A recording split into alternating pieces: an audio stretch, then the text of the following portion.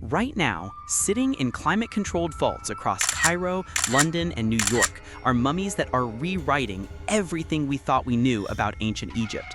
And the institutions holding them, they're not rushing to tell us what they found. In 2024, genetic testing revealed that Egypt's oldest mummies carry DNA that contradicts the official historical narrative.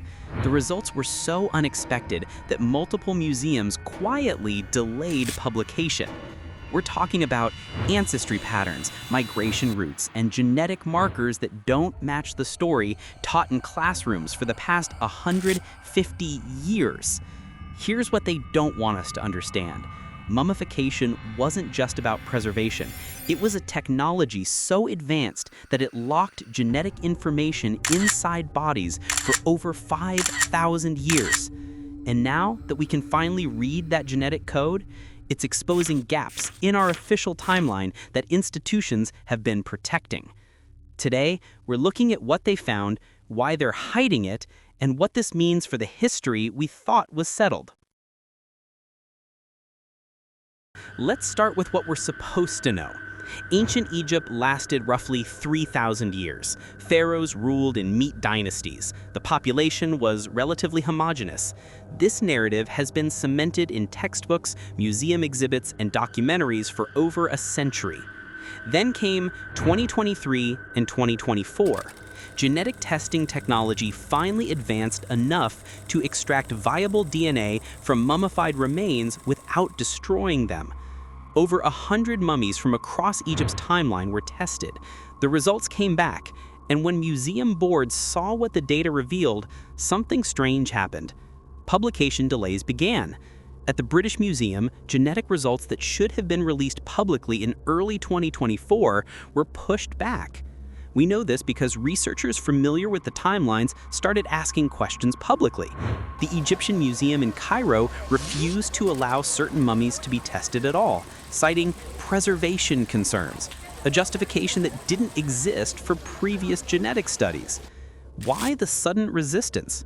Because the DNA told a story that contradicted 150 years of accepted Egyptology. The first shocking finding: Egypt's earliest dynasties showed significant genetic ancestry from Nubia, specifically from regions we now call Sudan and Ethiopia, not just small populations. We're talking about genetic markers present in 40 to 60% of the tested royal lineages. This matters because the official narrative, taught since the 1800s, positioned ancient Egypt as a primarily Mediterranean and Middle Eastern civilization. Nubian and sub-Saharan African ancestry was minimized, downplayed, or entirely absent from mainstream historical interpretation. The institutions that built their entire reputations on being the authorities on Egypt suddenly had a problem. If they published these results prominently, it would force a complete rewriting of curriculum, museum exhibits, and historical timelines. And that's expensive. That's inconvenient. That requires admitting they got it wrong. So what did they do? They controlled the narrative. Museum boards made strategic decisions about which research to promote and which to quietly file away. The British Museum published one genetic study in 2024, but notably omitted detailed ancestry breakdowns in the press release. They released data, technically, but buried the most controversial findings in supplementary materials that journalists don't read and the public never sees. The Egyptian government took a different approach: outright restriction. They began requiring foreign researchers to submit genetic findings for approval before publication. This isn't new, but it accelerated dramatically once the Nubian ancestry results started emerging. Convenient timing. Here's the uncomfortable truth. We don't know how many genetic studies have been completed and simply never released. Researchers at major institutions have told us privately, and we mean privately, because they're afraid of professional consequences, that they've seen results that completely reshape our understanding of Egyptian origins, but they're being told not to speak publicly about them until institutional consensus is reached. Institutional consensus. That's code for until we figure out how to present this without causing chaos. But here's where it gets even more complicated. The genetic preservation itself raises questions that institutions are actively avoiding. Mummification wasn't just about salt and wrapping. The ancient Egyptians used a chemical and biological process so sophisticated that it didn't just preserve bodies, it essentially locked genetic information inside bodies for over 5,000 years. And now that we can finally read that genetic code, it's exposing gaps in our official timeline that institutions have been protecting. When geneticists successfully extracted DNA from mummies that are 5,000 years old, they discovered something troubling. The preservation quality suggested knowledge of chemistry and biology that, according to our official timeline, shouldn't have existed. The Egyptians were mixing natron, which is a naturally occurring salt, with plant compounds, myrrh, and other substances in ratios that modern chemists say achieves optimal preservation. Not approximately optimal, exactly optimal. The kind of precision you'd expect from someone who had tested thousands of combinations and documented what worked. Museums don't talk about this because it raises uncomfortable questions. If the Egyptians possessed this level of chemical knowledge 5,000 years ago, what else did they know? What other advanced capabilities might they have had that don't fit our timeline? Museums prefer to present mummification as a religious practice with some practical preservation benefits, not as what it actually was: applied chemistry, deliberate, intentional, sophisticated chemistry. The DNA evidence proves this. The preservation quality of genetic material from different time periods shows increasing sophistication over time. Early Old Kingdom mummies have degraded DNA. By the New Kingdom, preservation is near perfect. This progression suggests methodical refinement of technique, experimentation, failure, success, improvement. Someone was documenting what worked, and we have no record of those documents. They either don't exist, or they're not being shared with the public.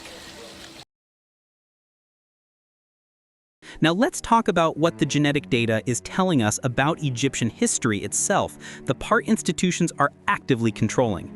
Standard textbooks teach that Egypt's dynasties were ruled by distinct royal families with clear succession lines. Genetic testing is revealing something messier: significant intermarriage with populations from outside the Nile Valley, particularly from Nubia, the Levant, and even parts of Central Asia. One specific finding that museums delayed releasing: genetic markers linked to populations in modern-day Anatolia, or Turkey, appeared in Egyptian royal lineages during the New Kingdom. This isn't controversial to scientists, but it is to institutions. Why? Because it suggests cultural and genetic exchange that textbooks downplay or completely omit. And if you downplay connections to certain regions, you get to control the narrative about Egyptian civilization as isolated, self-generated, purely African or purely Mediterranean, depending on your institutional agenda.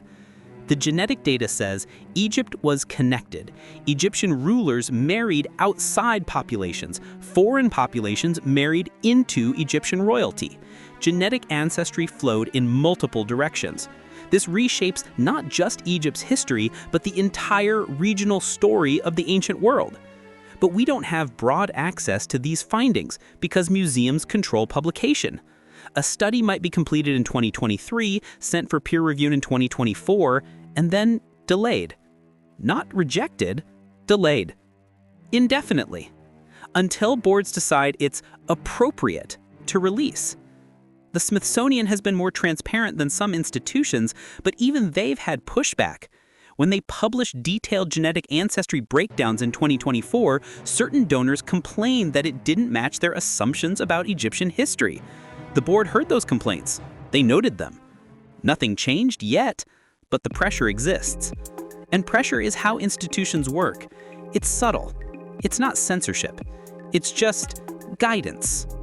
Suggestions about how to frame research findings for broader audience understanding. Translation: make it fit the story we've already told. Here's what's happening right now, in real time. Museums are publishing genetic data, technically meeting transparency requirements, but in formats designed to be inaccessible. supplementary materials, technical journals with limited circulation, press releases that emphasize confirmation of known history while bearing the contradictions in footnotes. Researchers who want to do follow-up studies face institutional walls. Want to test another 50 mummies? That requires permission from the Egyptian government and the Holy Museum. Both can say no for preservation reasons. Graduate students writing theses on Egyptian genetics are being advised, not explicitly told, but advised to avoid controversial interpretations of ancestry data. The funding for new Egyptian genetics research is drying up, especially for institutions that might publish unexpected findings. And all of this happens under the cover of scholarly rigor and institutional standards. Right now, in 2024, we have genetic evidence that's reshaping our understanding of ancient Egypt. Evidence of Nubian ancestry and royal lineages. Evidence of technological sophistication and preservation methods. Evidence of genetic exchange across regions we thought were isolated. And this evidence is being managed, controlled, and released through a system designed to minimize disruption to existing narratives. We're not talking about conspiracy, we're talking about institutional self-preservation. Museums built their reputations on telling one story. Changing that story is expensive, complicated, and politically sensitive. So it happens slowly, carefully, quietly. The question isn't whether the data is being hidden. The question is, how much of the truth are we still waiting to see? Because there are mummies involved right now that haven't been tested. There are genetic studies completed but not published. There are interpretations of DNA results that researchers know but aren't saying out loud because the cost of contradiction is too high. We get the history we're allowed to have. And right now, institutions are deciding what that history will be. What do you think is being held back? And what does it mean that we're finding out about Egyptian history through leak, delay, and institutional pressure instead of open scientific process? Tell us in the comments, because this conversation matters.